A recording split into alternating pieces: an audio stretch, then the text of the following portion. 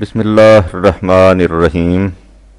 نظام ربوبیت، پہلا باب، اسلام کیا ہے؟ اشیاء کائنات پر غور کیجئے، یہ شروع ہی سے ایسی نہیں تھیں جیسی آج نظر آ رہی ہیں۔ سورج، چاند، ستارے، زمین، خشکی، تری، پہاڑ، صحرا، شروع میں کچھ اور تھے، اور اس کے بعد نامعلوم کتنے ارتقائی منازل طے کرتے اپنی موجودہ شکل تک پہنچے ہیں۔ ان جامد اور غیر ذی حیات اشیاء سے آگے بڑھیے اور اس دنیا میں پہنچیے جہاں زندگی مشہود انداز میں سامنے آتی ہے۔ وہاں بھی یہی کیفیت نظر آئے گی۔ علماء نظریہ ارتقاء ایولیوشن تھیوری کا کہنا ہے کہ صفحہ ارض پر ابتدا پانی سے ہوئی، پانی اور مٹی کے امتزاج سے زندگی کے جرثومہ اولین کو پے کر آتا ہوا۔ زندگی کے یہ جراثیم مختلف نوعوں میں تقسیم ہو کر ایک درخت کی شاخ کی طرح مختلف سمتوں میں بڑھنے اور پھیلنے لگے۔ جراثیم حیات کے ان اولین پیکروں میں ہزارہا سال کے مراحل کے بعد مختلف تبدیلیاں واقع ہوتی رہیں۔ ان طویل المیعاد مراحل کو طے کر سلسلہ تخلیق حیوانی منزل تک پہنچا، اور اس کے بعد لاتعداد مدارج نشو و ارتقاء کرتے کاروان حیات مقام انسانیت میں داخل ہوا۔ سکوت شام سے تا نغمہ سحر گاہی، ہزار مرحلہ ہائے فغان نیم شبی، کشاکش زمو گرما تب و تراش و خراش، زخاک تیرا دروں تاب شیشہ حلبی، مقام بست و کشاد و فشار و سوز و کشید، میان قطرہ نیسان و آتش انبی، مغاں کے دانائے انگور آب می سازند، ستارہ می شکنند آفتاب می سازند۔ اقبال۔ کائنات کی ہر چیز کو اپنے نقطہ آغاز سے مقام تکمیل تک پہنچنے کے لیے ہزاروں کروٹیں بدلنی پڑتی ہیں، اور یہ مراحل اس قدر طویل المیعاد ہوتے ہیں کہ کہیں ہزار سال میں ایک ایک مرحلہ طے ہوتا ہے، اور کہیں 50 ہزار سال میں۔ یدبر الامر من السماء الی الارض ثم یعرج علیہ فی یوم کان مقدارہ الف سنۃ مما تعدون، ذالک عالم الغیب والشہادۃ العزیز الرحیم۔ 32/5-6۔ اللہ اپنے امر اسکیم کی ابتدا آسمان سے زمین کی طرف کرتا ہے، پھر وہ اسکیم اپنے تدریجی مراحل طے کرتی ہوئی اس کی طرف بلند ہوتی جاتی ہے۔ ایک ایک دن منزل میں جس کی مقدار تمہاری گنتی کے اعتبار سے ہزار سال ہوتی ہے، یہ سلسلہ نشو و ارتقاء اس خدا کی طرف سے جاری و ساری ہے جو ہر شے کی موجودہ حالت سے بھی واقف ہے، شہادتاً، اور اس مقام سے بھی جہاں اس نے آخر الامر پہنچنا ہے، اور جو ہنوز عام نگاہوں سے اوجل ہے، غیب، اس کا قانون تبدل و تحول بڑی قوتوں کا مالک ہے، العزیز، اور ہر شے کو وہ قالب پیٹرن عطا کرتا ہے جس میں وہ اس طرح نشو و نما پاتی ہے جس طرح بچہ رحم مادر میں پرورش پاتا ہے، الرحیم۔ بیج کو درخت، قطرے کو گوہر، اور خاک کے ذرے کو انسان بننے کے لیے ان تدریجی مراحل میں سے گزرنا پڑتا ہے، لیکن غور کیجئے کہ ان تدریجی مراحل میں ہوتا کیا ہے۔ اگر کسی بیج کو گھن کھا جائے تو اسے ہزار تدریجی مراحل میں سے گزاریے، وہ کبھی درخت نہیں بنے گا، یا ببول کے بیج کو لاکھ ارتقائی منازل طے کرائیے، اس درخت میں کبھی انگور نہیں لگ سکتے۔ اس کے معنی یہ ہیں کہ جس بیج میں درخت بننے، بالیدگی اور نشو و نما کی صلاحیت نہیں، وہ کبھی درخت نہیں بن سکتا۔ جس درخت میں پھل لانے کی صلاحیت نہیں، وہ کبھی بارآور نہیں ہو سکتا، اور جس شاخ میں جس قسم کا پھل لانے کی صلاحیت ہے، اس میں اسی قسم کا پھل لگے گا۔ اب سوچئے کہ سلسلہ ارتقاء یا نشو و نما کے تدریجی مراحل جن کا ذکر اوپر کیا گیا ہے کرتے کیا ہیں؟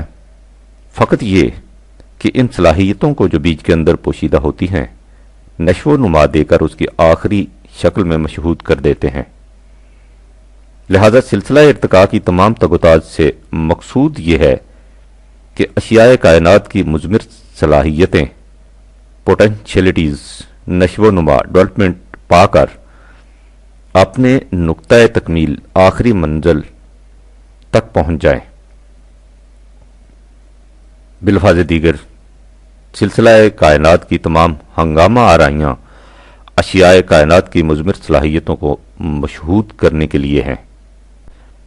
عربی زبان میں اس پورے طریقے عمل پروسیس کے لیے ایک جامع لفظ ہے ربوبیت، یعنی کسی شے کا اپنے نقطۂ آغاز سے بتدریج آہستہ آہستہ نشو و نما پا کر نقطۂ تکمیل تک پہنچ جانا، اسی کو تربیت کہتے ہیں اور ایسا کرنے والے کو رب۔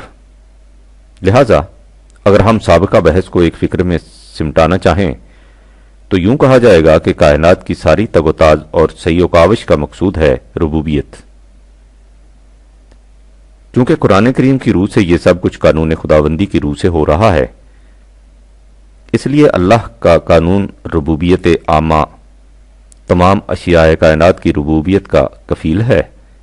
رب العالمین کے یہی معنی ہیں اور اسی کی وجہ سے وہ درخور ہزار حمد و ستائش ہے۔ الحمدللہ رب العالمین، یعنی مستحق ہزار حمد و ستائش ہے اللہ کا وہ قانون جو تمام اشیاء کائنات کی ربوبیت کا کفیل ہے۔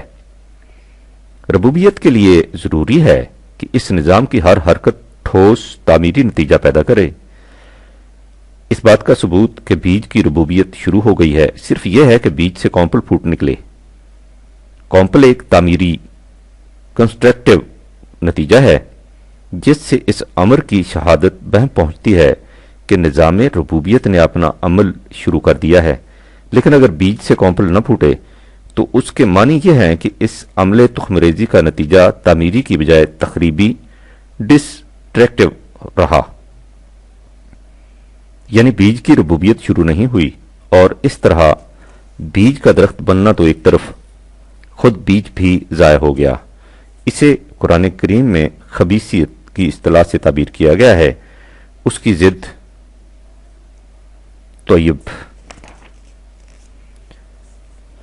قرآن کریم کی زبان میں ٹھوس تعمیری نتائج کو حق کہتے ہیں اور تخریبی نتائج کو باطل، چونکہ نظام ربوبیت کا قیام و بقا اس محکم اصول پر ہے کہ اس میں ہر حرکت کا رخ تعمیری نتائج حق کی طرف ہوتا ہے۔ اس لیے قرآن کریم نے کہا ہے کہ کائنات کو بالحق پیدا کیا گیا ہے۔ خلق اللہ السماوات والارض بالحق ان فی ذالک لا آیۃ للمؤمنین 29/44۔ اللہ نے کائنات کی پستیوں اور بلندیوں کو تعمیری نتائج کا حامل بنایا ہے۔ یقیناً اس میں ان لوگوں کے لیے بڑی اہم نشانیاں ہیں جو قانون ربوبیت پر ایمان لاتے ہیں۔ پروفیسر وائٹ ہیڈ کہتا ہے کہ باطل کے غیر محکم ہونے کی وجہ یہ ہے کہ کائنات میں ایسا نظم پایا جاتا ہے جو حق پر مبنی ہے۔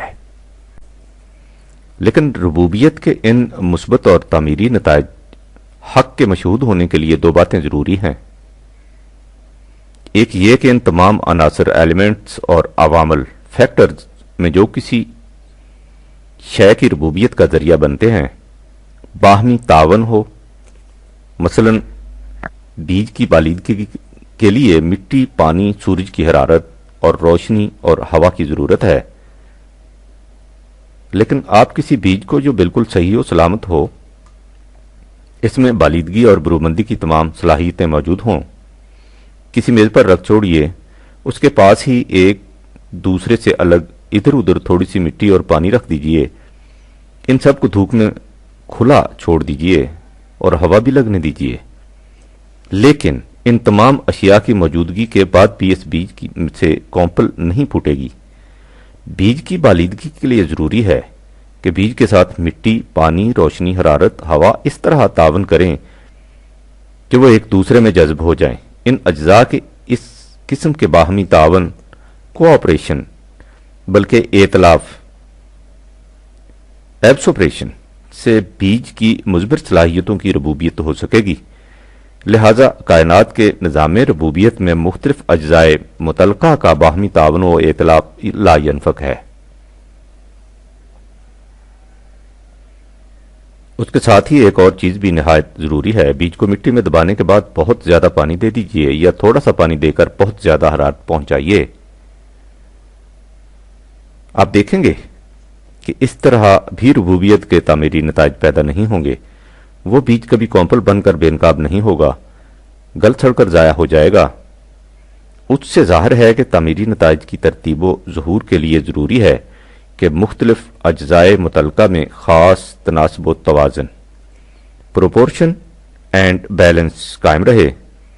جہاں یہ تناسب بگڑا، تعمیری کی جگہ تخریبی، مثبت کی جگہ منفی نتائج برآمد ہونا شروع ہو گئے اور سلسلہ ربوبیت رک گیا۔ قرآن کریم نے اس توازن و تناسب کو کہیں حسنات سے تعبیر کیا ہے اور اس کے مقابلہ میں عدم توازن کے لیے سیئات کا لفظ آیا ہے، کہیں اسے اعمال صالحہ کہہ کر پکارا گیا ہے، یعنی ایسے کام جن سے ہمواریاں پیدا ہوں اور صلاحیتیں ابھریں۔ اس کے مقابلے میں فساد کا لفظ آیا ہے جس کے معنی ناہمواری ہیں، کہیں اسے قوام سے تعبیر کیا گیا ہے جس کے معنی توازن کا صحیح ہونا اور قائم رہنا ہے۔ اسی سے دین قیم ہے، یعنی وہ نظام جو خود بھی تناسب و توازن کی صحت پر استوار ہو اور افراد معاشرہ کی صلاحیتوں میں بھی صحیح توازن قائم کر سکے۔ اسی سے صراط مستقیم ہے، یعنی توازن، ایکول برم، قائم رکھنے والی راہ۔ چونکہ ربوبیت کے لیے توازن کا قائم رہنا ضروری ہے، اس لیے قرآن کریم میں ہے ان ربی علی صراط مستقیم 11/56، یعنی اللہ کا قانون ربوبیت توازن بدوش سیدھی راہ پر جا رہا ہے، اور جو معاشرہ اس قانون کا اتباع کرے گا اس میں بھی توازن قائم ہو جائے گا۔ یونانی مفکرین کا خیال تھا کہ کائنات کی حرکت دوری سائیکلک ہے، یعنی اس میں حرکت تو ہے لیکن اس حرکت سے کائنات آگے نہیں بڑھ رہی بلکہ ایک دائرہ میں گردش کرتی ہے۔ وہ سمجھتے تھے کہ کائنات نے جو کچھ بننا تھا بن چکی، اب اس میں نہ کسی قسم کا اضافہ ہو سکتا ہے نہ ترقی۔ اس کی حرکت محض محوری حرکت ہے جس میں آگے بڑھنے کا امکان ہی نہیں ہوتا، ایک ہی جگہ گھومنے کا تصور ہوتا ہے۔ یہ تصور ارتقاء کے تصور کے خلاف تھا۔ قرآن کریم نے کائنات کی حرکت کو صراط مستقیم قرار دے کر یہ بتا دیا کہ اس کی حرکت دوہری نہیں بلکہ آگے بڑھنے والی لائنر ہے۔ اس لیے کائنات کی ہر شے ارتقائی منازل طے کرتی آگے بڑھے جا رہی ہے۔ اس کے ساتھ ہی یہ بھی بتا دیا کہ کائنات صرف ایک ہموار راستہ پر ہی نہیں جا رہی بلکہ وہ راہ سیدھی بھی ہے اور بلندیوں کی طرف لے جانے والی بھی۔ اسی لیے اللہ کو ذل معارج 70/3 کہا گیا ہے۔ معارج کے معنی ہیں بلندیوں کی طرف لے جانے والی سیڑھیاں۔ لہذا قانون ربوبیت کی روح سے کائنات کی ہر شے ارتقائی منازل طے کرتی ہوئی آگے بڑھتی اور بلندیوں کی طرف ابھرتی چلی جاتی ہے۔ اس میں جو تخلیقی اعادے ہوتے ہیں وہ بھی آخر الامر اس کی تکمیل کے لیے ہوتے ہیں۔ سورہ سجدہ کی اس آیت کو سامنے لائیے جو پہلے درج کی جا چکی ہے، حقیقت واضح ہو جائے گی۔ یدبر الامر من السماء الی الارض، اللہ اپنی اسکیم کی تدبیر آسمان سے زمین کی طرف کرتا ہے، یعنی اس شے کا آغاز خدا کے متعین فرمودہ نقشے کے مطابق پست ترین نقطہ سے ہوتا ہے، اس کے بعد وہ قانون ربوبیت کے مطابق اوپر کی طرف ابھرنی شروع ہوتی ہے۔ ثم یارج الیہ، اس کا عروج اس کی طرف ہوتا ہے۔ اسی حقیقت کو سورہ فاطر میں ان الفاظ میں بیان کیا گیا ہے، علیہ یصعد الکلم الطیب، ہر خوشگوار نظریہ حیات قانون ربوبیت کے مطابق اس کی طرف بلند ہوتا چلا جاتا ہے۔ والعمل الصالح یرفعہ 35/10، اور اس کی بلند پروازی عمل صالح کے سہارے پر ہوتی ہے، یعنی قانون ربوبیت کے مطابق ہر شے ہمواریاں اور توازن پیدا کرنے والے پروگرام کے مطابق ارتقائی منازل طے کرتی ہوئی اپنے نقطۂ تکمیل کی طرف عروج کرتی چلی جاتی ہے، اس طریق پروسیس کو صراط مستقیم پر گامزن رہنا کہا جاتا ہے۔ یہ ظاہر ہے کہ جب کوئی چیز اپنے نقطۂ آغاز سے نقطۂ تکمیل تک پہنچے گی تو وہ نقطۂ تکمیل اس کے سفر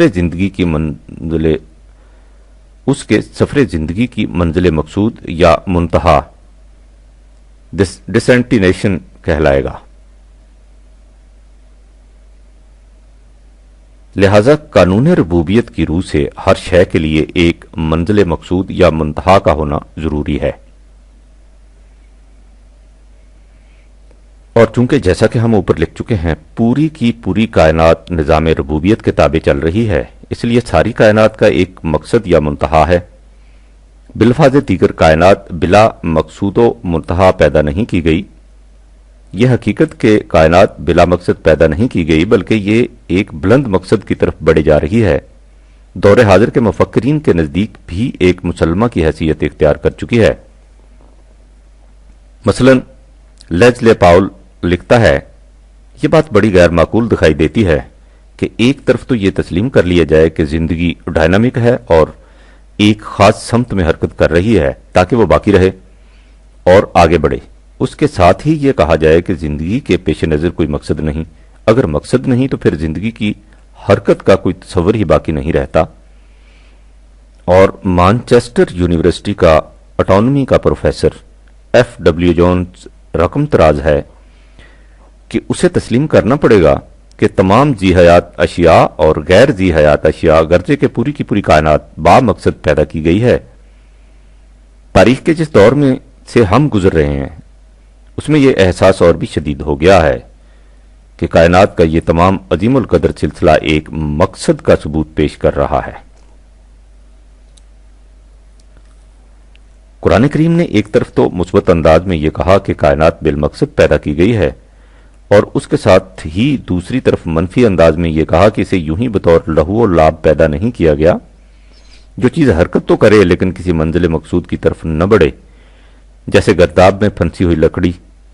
عربی میں اس کے اس انداز کو لعب کہتے ہیں کیونکہ کائنات بلا مقصود و منتہا پیدا نہیں کی گئی، اس لیے قرآن کریم میں ہے کہ وَمَا خَلَقْنَا السَّمَاوَاتِ وَالْأَرْضَ وَمَا بَيْنَهُمَا لَاعِبِينَ وَمَا خَلَقْنَاهُمَا إِلَّا بِالْحَقِّ وَلَكِنَّ أَكْثَرَهُمْ لَا يَعْلَمُونَ 44/38-39۔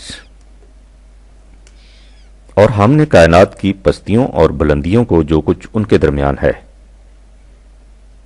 یعنی پوری کی پوری کائنات کو بلا مقصد و منزل لائبین نہیں پیدا کیا، کائنات کو بالحق یعنی تعمیری نتائج کے ساتھ ایک منزل تک پہنچنے کے لیے پیدا کیا گیا ہے، لیکن اکثر لوگ اس حقیقت کا علم نہیں رکھتے اور بلا علم و دلیل سمجھتے ہیں کہ کائنات یوں ہی بلا مقصد منزل ظہور میں آ گئی ہے۔ سابقہ تصریحات سے یہ حقیقت ہمارے سامنے آ گئی کہ قرآن کریم کی روح سے کائنات کی ہر شے اپنے اندر کچھ صلاحیتیں رکھتی ہے۔ ہر شے کا مقصد زندگی یہ ہے کہ اس کی مثمر صلاحیتیں نشو و نما پا کر تکمیل تک پہنچ جائیں۔ جس نہج و اسلوب یا نظام و قانون کے مطابق کسی شے کی مثمر صلاحیتیں نشو و نما پا کر آہستہ آہستہ بتدریج اپنے نقطۂ تکمیل تک پہنچ جائیں، اسے نظام ربوبیت کہتے ہیں، اور ایسا کرنے والے کو رب۔ ربوبیت کے لیے ضروری ہے کہ اس شے کی ہر حرکت کا رخ تعمیری نتائج مرتب کرنے کی طرف ہو، کیونکہ تعمیری نتائج کے بغیر ربوبیت ناممکن ہے۔ تعمیری نتائج کو حق کہا جاتا ہے، اس لیے کائنات بالحق پیدا کی گئی ہے۔ نظام ربوبیت کے لیے یہ بھی ضروری ہے کہ مختلف اجزائے کائنات باہمی تعاون و ائتلاف سے ایک دوسرے کی ربوبیت کا ذریعہ بنے۔ نیز یہ بھی ضروری ہے کہ ان اجزاء میں ایک خاص تناسب اور توازن ہو۔ ان اجزاء کے الگ الگ رہنے، انفرادی زندگی بسر کرنے یا ان کا توازن بگڑ جانے سے ربوبیت نہیں ہو سکتی۔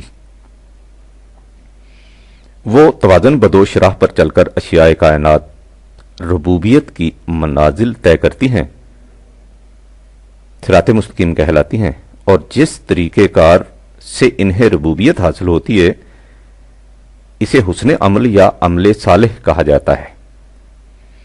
ربوبیت کی راہ یعنی اشیاء کائنات کے ارتقائی منازل کی راہ سیدھی بھی ہے اور بلندیوں کی طرف چڑھتی ہوئی بھی، اس لیے حسن عمل کا نتیجہ آگے بڑھنا اور سربلند ہونا ہے۔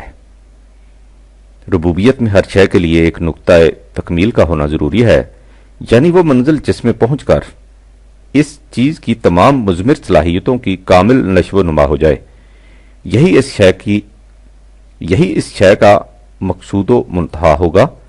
چونکہ ساری کائنات نظام ربوبیت کے تابع سرگرم عمل ہے، اس لیے کائنات بلا مقصد و منزل نہیں پیدا کی گئی، اس کی ایک منزل ہے اور ایک منتہا۔ ہم نے یہ دیکھ لیا کہ کائنات کی صحیح و عمل اور تگ و تاز کا مقصود یہ ہے کہ اشیاء کائنات کی مضمر صلاحیتوں کی نشو و نما ہوتی جائے، تاکہ یہ چیزیں اس طرح اپنے ارتقائی منازل طے کرتی ہوئی اپنے نقطہ تکمیل تک پہنچ جائیں۔ کائنات کی ہر شے اسی تگ و تاز میں سرگرم عمل دکھائی دیتی ہے۔ یہ ہمارا مشاہدہ ہے اور سائنس کے اکتشافات اس کی شہادت پہ ہم پہنچاتے ہیں۔ یہاں یہ سوال پیدا ہوتا ہے کہ اپنی منزل تک پہنچنے کے لیے ان چیزوں کی رہنمائی کون کرتا ہے؟ وہ کس ذریعے سے پہچانتی ہیں کہ ان کی منزل کا رخ کس طرف ہے اور اس کے حصول کے لیے انہیں کیا کرنا چاہیے؟ اس سوال کے جواب کے لیے آپ بڑی بڑی چیزوں، اجرام سماوی وغیرہ کو چھوڑیے اور اپنے گرد و پیش کی چھوٹی چھوٹی چیزوں پر غور کیجیے، بات ابھر کر سامنے آ جائے گی۔ آپ کسی مرغی کے نیچے بط اور مرغی کے ملے جلے انڈے سینے کے لیے رکھ دیجیے۔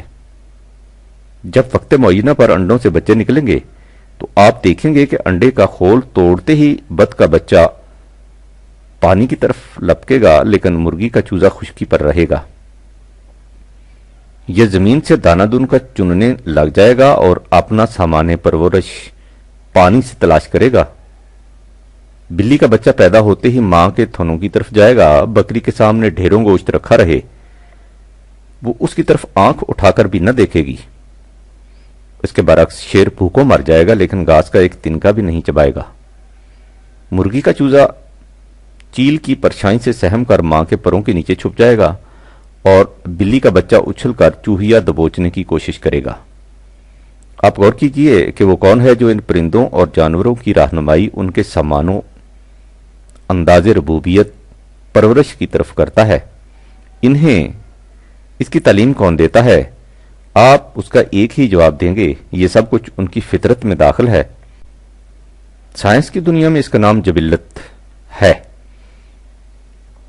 ان پرندوں اور جانوروں سے یہ کام از خود جبلی طور پر سرزد ہوتے ہیں۔ حیوانات سے ہٹ کر آپ دوسری چیزوں کو دیکھیے۔ پانی جب تک سیال ہے نشیب کی طرف بہتا ہے، ایک خاص درجہ برودت پر پہنچ کر منجمد ہو جاتا ہے اور ایک خاص درجہ حرارت پر بھاپ بن کر اڑنے لگتا ہے۔ آگ ہمیشہ حرارت پہنچاتی ہے۔ آم کی گٹلی سے ہمیشہ آم ہی پیدا ہوتا ہے۔ اشیاء کائنات کی ان خاصیتوں کو دنیا سانس میں قوانین فطرت لا آف نیچر کہا جاتا ہے، لیکن جبلت انسٹنکٹ ہو یا قوانین فطرت لا آف نیچر، یہ سب الفاظ ہیں جو ہم نے باہمی سمجھوتے سے وضع کر رکھے ہیں تاکہ ایک دوسرے کا مفہوم سمجھنے میں آسانی رہے، ورنہ یہ حقیقت اپنی جگہ پر قائم ہے کہ کوئی نہیں کہہ سکتا کہ ان اشیاء کے اندر یہ خاصیتیں کیوں ہیں اور کون ہے جو ان پرندوں اور جانوروں پر ان کی پرورش کی راہیں کشادہ کرتا ہے۔ ہم صرف اسی قدر کہہ سکتے ہیں کہ یہ سب کچھ ان کے اندر انہرنٹ از خود موجود ہے۔ قرآن کہتا ہے کہ جس نے ان چیزوں کو پیدا کیا ہے وہی ان کے سامان ربوبیت کی طرف ان کی رہنمائی کرتا ہے۔ تخلیق اور ہدایت پیدا کرنا اور رہنمائی کرنا دونوں خدا کی طرف سے ہیں۔ ربنا الذی آتی کل شیء خلقہ ثم ہدیٰ 20/50۔ خدا وہ ہے جو ہر شے کو اس کی خلقت عطا کرتا ہے اور اس کے بعد اس کی رہنمائی کرتا ہے۔ دوسری جگہ ہے الذی خلق فسویٰ والذی قدر فہدیٰ 87/2-3۔ وہ خدا جس نے ہر شے کو پیدا کیا اور اسے ہر طرح کی موزونیت عطا کر دی، پھر اس کی مضمر صلاحیتوں کے پیمانے مقرر کر دیے کہ وہ کس حد تک برومند ہو سکتی ہیں، اور پھر ان کی ربوبیت کی رہنمائی کر دی۔ نظریہ فجائی ارتقاء ایمرجنٹ ایولیوشن کا معید بلکہ ایک معنی میں موجد پروفیسر لائیڈ مارگن لکھتا ہے کہ میرا عقیدہ ہے کہ جانداروں میں ارتقاء نفس خدا کے عمل تخلیق اور ہدایت کا رہین منت ہے۔ خدا کی یہ رہنمائی ہدایت مختلف اشیاء کائنات میں کس طرح کار فرما ہے، قرآن کریم نے اسے وحی کی اصطلاح سے تعبیر کیا ہے۔ وحی کے معنی ہے نہایت خفیف لیکن بہت تیز اشارہ۔ قرآن کریم ہے کہ خدا کی یہ رہنمائی وحی تمام کائنات میں کار فرما ہے۔ وَأَوْحَىٰ فِي كُلِّ سَمَاءٍ أَمْرَهَا 41/12، اور خدا نے ہر ایک آسمان سما بلندی میں اپنے امر تدبیر کو وحی کر دیا۔ عرض کے متعلق ہے بِأَنَّ رَبَّكَ أَوْحَىٰ لَهَا 99/5۔ یہ اس لیے کہ تیرے رب نے اسے ایسا کرنے کی وحی کر رکھی ہے۔ اسی طرح شہد کی مکھی کے متعلق ہے کہ وَأَوْحَىٰ رَبُّكَ إِلَى النَّحْلِ أَنِ اتَّخِذِي مِنَ الْجِبَالِ بُيُوتًا وَمِنَ الشَّجَرِ وَمِمَّا يَعْرِشُونَ ثُمَّ كُلِي مِنْ كُلِّ الثَّمَرَاتِ فَاسْلُكِي سُبُلَ رَبِّكَ ذُلُلًا يَخْرُجُ مِنْ بُطُونِهَا شِرَابٌ مُخْتَلِفٌ أَلْوَانُهُ فِيهِ شِفَاءٌ لِلنَّاسِ إِنَّ فِي ذَلِكَ لَآيَةً لِقَوْمٍ يَتَفَكَّرُونَ 16/68 تا 69۔ اور دیکھو تمہارے رب نے شہد کی مکھی کی طرف وحی کر دی کہ پہاڑوں میں درختوں پر اور ان ٹٹیوں پر جو اس غرض سے بلندی پر بنائی جاتی ہیں اپنا چھتا بنائے، پھر ہر طرح کے پھولوں سے رس چوستی پھرے اور اپنے رب کے قانون کے مطابق پوری فرمانبرداری کے ساتھ مصروف عمل ہو جائے۔ اس عمل کا نتیجہ یہ ہے کہ اس کے پیٹ سے مختلف اقسام کا رس نکلتا ہے جس میں انسان کے لیے شفا ہے۔ بلا شبہ ان کوائف میں ان لوگوں کے لیے جو غور و فکر کرتے ہیں دلیل راہ ہے۔ ان آیات میں وحی خدا کی رہنمائی خدا کی رہنمائی کی صفت کے علاوہ ایک اور اہم حقیقت بھی سامنے آ گئی۔ کائنات کی ہر شے اس قانون ہدایت کے مطابق جو اس کے لیے تجویز کر دیا گیا ہے نہایت حزم و احتیاط اور کمال مستعدی اور فرما پذیری کے ساتھ مصروف عمل ہے۔ آسمان کے عظیم الجثہ اور محیب کرے، چاند، سورج، ستارے، زمین اور اس کے آسماں بوس پہاڑ، تلاطم انگیز سمندر اور دریا، دوسری طرف چھوٹے سے چھوٹے زندگی کے خلیات لائف سیلز، اور فضا میں پھیلے ہوئے غیر مرئی جراثیم، گرجے کے ہر شے اپنے اپنے قانون ربوبیت کی فرمانبرداری میں منہمک ہے۔ کسی کو اس سے یارائے سرکشی نہیں، مجال انکار نہیں۔ اگر سورج اپنی رفتار میں سیکنڈ کے 1000ویں حصے کے برابر بھی کمی بیشی کر دے، اگر زمین اپنے راستے سے 1 انچ کے کروڑویں حصے کے برابر بھی ہٹ جائے، اگر پانی ایک ثانیہ کے لیے بھی اپنی فطرت بدل لے، اگر ہوا ایک لمحہ کے لیے بھی اپنا رخ آپ متعین کر لے، تو کائنات کی یہ تمام محیر العقول کارگاہ نظم و ضبط فضا کی پہنائیوں میں بھگ سے اڑ جائے۔ یہ تمام نظم و ضبط صرف اس لیے قائم ہے کہ کائنات کی ہر شے قوانین خداوندی کے سامنے سربسجود ہے۔ وَلِلَّهِ يَسْجُدُ مَن فِي السَّمَاوَاتِ وَالْأَرْضِ 13/15۔ کائنات کی پستیوں اور بلندیوں میں جو کچھ ہے سب خدا کے قانون کے سامنے سجدہ ریز ہے۔ ہر شے اس کے قانون کی زنجیروں میں جکڑی ہوئی ہے اور اپنے اپنے فرائض مفروضہ کی سر انجام دہی میں سرگرم عمل ہے۔ سبح للہ ما فی السماوات والارض 57/1۔ کائنات کی ہر شے قوانین خداوندی کے مطابق اپنے فرائض کی تکمیل میں سرگرم عمل ہے۔ ہر شے اپنی تمام قوتوں کو ان مقاصد کے حصول کے لیے صرف کرتی ہے جو اس کے لیے متعین کر دیے گئے ہیں۔ کل اللہ قانتون۔ قانون خداوندی کی اس طرح اطاعت کا نام اسلام ہے۔ سورہ آل عمران میں ہے وَلَهُ أَسْلَمَ مَنْ فِي السَّمَاوَاتِ وَالْأَرْضِ طَوْعًا وَكَرْهًا وَإِلَيْهِ يُرْجَعُونَ 3/72۔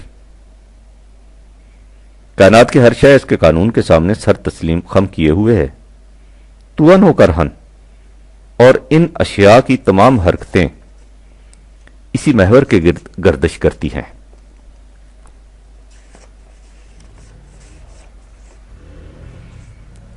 اس سے اس اسلام کے معنی سامنے آگئے جو آفاقی کائنات میں نافذ العمل ہے، یعنی اس قانون اور نظام کی اطاعت جس سے ہر شے کی مضمر صلاحیتیں نشو و نما پا کر نقطۂ تکمیل تک پہنچ جائیں۔ سلام کے معنی ہیں نقائص اور نامکملیت سے بری ہونا۔ مسلم مکمل کو کہتے ہیں جس میں کوئی کمی نہ رہ گئی ہو۔ اس تلم الزرع کے معنی ہے کھیتی کا اس حد تک نشو و نما پا جانا کہ اس میں بال آ جائیں۔ اس سے نشو و نما کی تکمیل کا مقصد سامنے آ جاتا ہے۔ تسالمت الخیلو کے معنی ہے گھوڑوں کا آپس میں اس طرح پاؤں ملا کر چلنا کہ کوئی آگے پیچھے نہ رہے اور ایک دوسرے کو مشتل نہ کرے۔ اس سے باہمی ائتلاف کا تصور سامنے آ جاتا ہے جو ربوبیت کے لیے نہایت ضروری ہے۔ ان تصریحات سے یہ حقیقت ہمارے سامنے آ گئی۔ اسلام کے معنی ہے اس نظام کا قیام اور تکمیل جس میں ہر شے کی مضمر صلاحیتوں کی کامل نشو و نما ہو جائے۔ کائنات کی تمام اشیاء اس نظام کے قیام و تکمیل کے لیے بلا چون و چرا سرگرم عمل ہیں۔ اسی کا نام صراط مستقیم پر چلنا ہے۔ ہم نے اس وقت تک صرف اشیاء کائنات کا ذکر کیا ہے، انسان کا ذکر نہیں کیا۔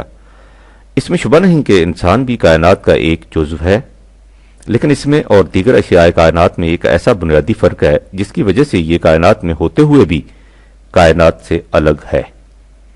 یہ بنیادی فرق ہے اس کا اختیار و ارادہ۔ ہم نے دیکھا ہے کہ کائنات کی ہر شے قانون خداوندی کے اتباع اور اطاعت میں بلا چون و چرا سرگرم عمل ہے۔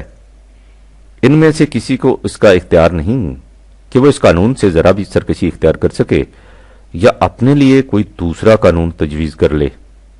پانی کو یہ اختیار نہیں کہ جی چاہے تو نشیب کی طرف بہے اور جی چاہے تو فراز کی طرف رخ کر لے۔ آگ کو اس کا اختیار نہیں کہ کبھی حرارت پہنچائے اور کبھی ٹھنڈک کا موجب بن جائے۔ سورج کو اس کا اختیار نہیں کہ کسی دن جی میں آئے تو آدھا سفر کر کے پھر پیچھے لوٹ جائے۔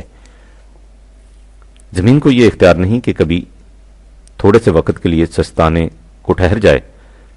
مرغی کے چوزے کو یہ اختیار نہیں کہ وہ خشکی کی بجائے پانی میں جا گھسے۔ بکری کو یہ اختیار نہیں کہ وہ گھاس کی بجائے گوشت کھانا شروع کر دے۔ حتیٰ کہ شیر جیسے صاحب قوت و دبدبا شائع نیستاں کو بھی اتنا اختیار نہیں کہ وہ گوشت کی بجائے سیب اور انگور کھانا شروع کر دے۔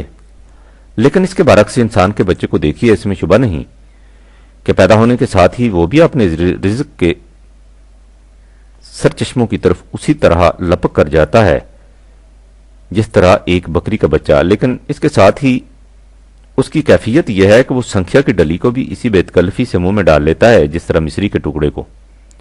وہ کبھی آگ میں ہاتھ ڈال دیتا ہے، کبھی پانی میں کود پڑتا ہے، کبھی آنکھوں پر مرچیں لگا لیتا ہے، کبھی صابن کھا لیتا ہے۔ یہ تو اس کے بچپن کی کیفیت ہے۔ بڑا ہو جاتا ہے تو اس کا اختیار و ارادہ اور گل کھلاتا ہے۔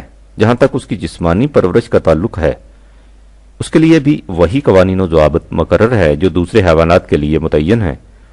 بھوک کے لیے کھانا، پیاس کے لیے پانی، تکان کے بعد نیند، اسی سے اس کے جسم کی پرورش ربوبیت ہوتی ہے۔ تحفظ خواہش، پریزرویشن آف سیلف کا جذبہ ہر ذی حیات کی جبلت میں موجود ہے۔ یہی جذبہ انسان کے اندر بھی ہے۔ یہ بھی اپنی جان کی حفاظت کے لیے سب کچھ کر گزرتا ہے، لیکن اس کے ساتھ ہی انسان ایک ایسی چیز بھی کر سکتا ہے جو کوئی دوسرا حیوان نہیں کر سکتا، یعنی خودکشی۔ یہ اس لیے کہ حیوانات قانون ربوبیت پر کاربند رہنے کے لیے مجبور ہیں، اور انسان صاحب اختیار ہے، جی چاہے تو قانون ربوبیت کی اطاعت کرے اور جی چاہے تو اسے توڑ دے۔ شین کے الفاظ میں جمادات اور حیوانات کی زندگی کا مقصد خدا کی طرف سے عائد کردہ ہوتا ہے، لہذا وہ ایک متعین پروگرام پر چلنے کے لیے مجبور ہوتے ہیں۔ ان کے برعکس انسان اپنے اختیار و ارادہ کی بنا پر اپنا مقصد اور نصب العین آپ متعین کرنے پر قادر ہے۔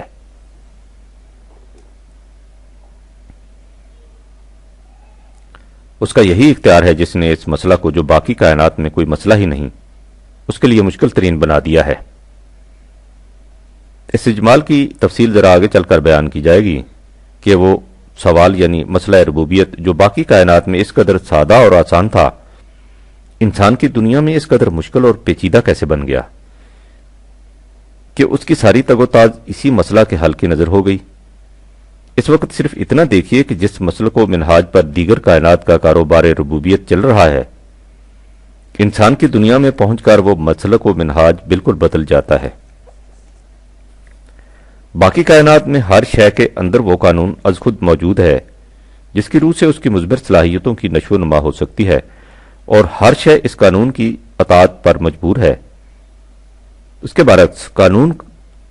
برعکس انسان کا قانون ربوبیت یعنی وہ قانون جس کی روح سے اس کی مثمر صلاحیتوں کی نشو و نما ہوگی، نہ تو خود اس کے اندر موجود ہے اور نہ ہی یہ اس کی اطاعت پر مجبور پیدا کیا گیا ہے۔ اب یہ سوال پیدا ہوتا ہے کہ جب ہر شے کی ہدایت رہنمائی کا ذمہ خود خدا نے لیا تھا، باقی اشیاء کائنات میں یہ رہنمائی چیزوں کے اندر رکھ دی گئی اور انسان کے اندر یہ ہدایت نہیں رکھی گئی، تو پھر انسان کو ہدایت کیسے ملے گی؟ انسان کو یہ ہدایت رہنمائی بھی خدا ہی کی طرف سے ملے گی، لیکن اس کا طریق مختلف ہوگا۔ باقی اشیاء کائنات کی صورت میں ہدایت کی وہی ہر شے کے اندر از خود رکھتی گئی ہے، لیکن انسان کی صورت میں یہ وہی خدا کے فرستادہ بندوں کی وساطت سے ملتی ہے جنہیں رسول کہا جاتا ہے۔ یہی وہ ہدایت ہے جس کے متعلق اولاد آدم نوع انسان سے کہا گیا کہ فَإِمَّا يَأْتِيَنَّكُم مِّنِّي هُدًى فَمَن تَبِعَ هُدَايَ فَلَا خَوْفٌ عَلَيْهِمْ وَلَا هُمْ يَحْزَنُونَ 2/38۔ یاد رکھو، ہماری طرف سے تمہارے پاس ہدایت آئے گی، سو جو لوگ اس ہدایت کا اتباع کریں گے انہیں نہ خوف ہوگا نہ حزن۔ دوسری جگہ ہے اما یاتینکم رسل منکم یقصون علیکم آیاتی فمن اتقی واصلح فلا خوف علیہم ولا هم یحزنون۔ جب ایسا ہوگا کہ تمہارے پاس تم میں سے پیغمبر آئیں گے جو ہمارے پیغامات تم تک پہنچائیں گے، سو جو لوگ اس ہدایت کی نگہداشت کریں گے اور صلاحیت بخش روش اختیار کریں گے تو انہیں نہ خوف ہوگا نہ حزن۔ لہذا باقی کائنات اور انسان میں پہلا فرق یہ ہے کہ دیگر اشیاء کائنات کی صورت میں ہدایت خداوندی وہی ہر شے کے اندر ودیت کر کے رکھ دی گئی ہے، لیکن انسان کی صورت میں یہ ہدایت وہی انہی میں سے منتخب کردہ پیغمبروں کی وساطت سے ملتی ہے۔ وَهَدَيْنَاهُ النَّجْدَيْنِ 90/10۔ ہم نے انسان کو دونوں راستے دکھا دیے ہیں۔ دوسری جگہ ہے اِنَّا هَدَيْنَاهُ السَّبِيلَ إِمَّا شَاكِرًا وَإِمَّا كُفُورًا 76/3۔ ہم نے صحیح راستہ دکھا دیا ہے، اب چاہے وہ اس راہ کو اختیار کرے اور چاہے اس سے انکار کر دے۔ قانون ربوبیت عطا کرنے والے خدا کی طرف سے انسان کو تعمیری نتائج پیدا کرنے والا نظام دے دیا گیا ہے، اس کے بعد اس پر کوئی زبردستی نہیں کی گئی۔ اگر اس کا جی چاہے تو اس نظام کو اپنی زندگی کا نصب العین بنا لے اور چاہے تو اسے چھوڑ کر دوسرا نظام اختیار کر لے۔ وَقُلِ الْحَقُّ مِن رَبِّكُمْ فَمَن شَاءَ فَلْيُؤْمِن وَمَن شَاءَ فَلْيَكْفُرْ 18/29۔ ان سے کہہ دو کہ ربوبیت کا قانون دینے والے کی طرف سے تعمیری نتائج کا ضامن نظام حیات الحق آ چکا ہے، اب جس کا جی چاہے اسے اپنی زندگی کا نصب العین بنا لے اور جس کا جی چاہے اس سے انکار کر دے۔ یہ ہے دوسرا فرق انسان اور دیگر اشیاء کائنات میں۔ تصریحات بالا سے یہ حقیقت ہمارے سامنے آ گئی کہ جہاں تک مقصود و منتہا کا تعلق ہے، انسان اور دیگر اشیاء کائنات کے لیے ایک ہی نصب العین متعین کیا گیا ہے، یعنی ہر شے اور انسانوں کی دنیا میں ہر فرد انسانیہ کی مضمر صلاحیتوں کی مکمل نشو و نما، اسے ربوبیت کہتے ہیں۔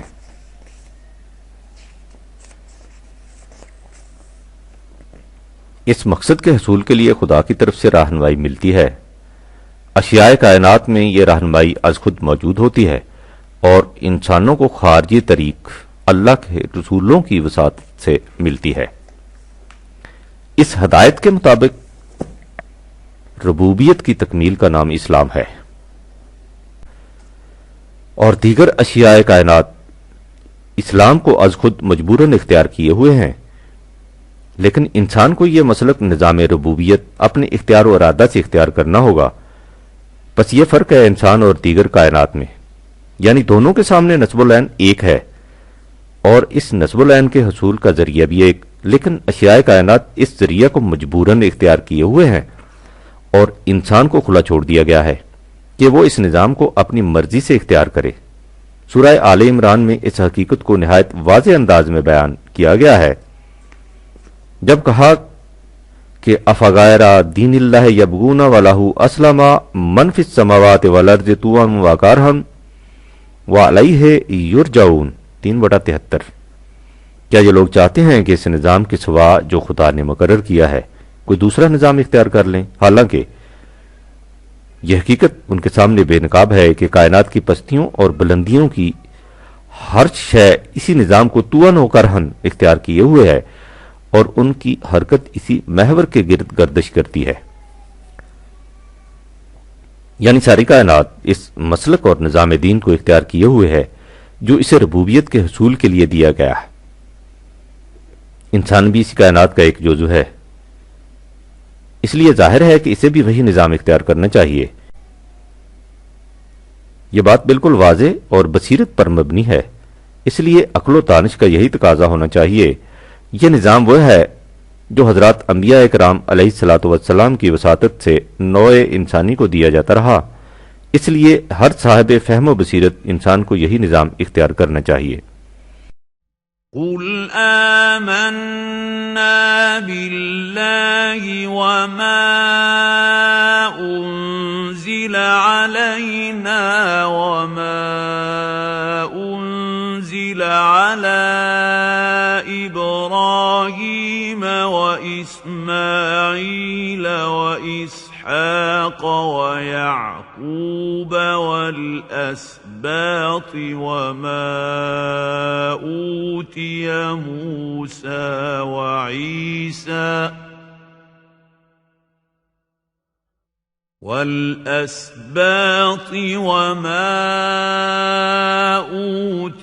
موسى وعيسى والنبيون من ربهم لا نفرق بين أحد منهم ونحن له مسلمون۔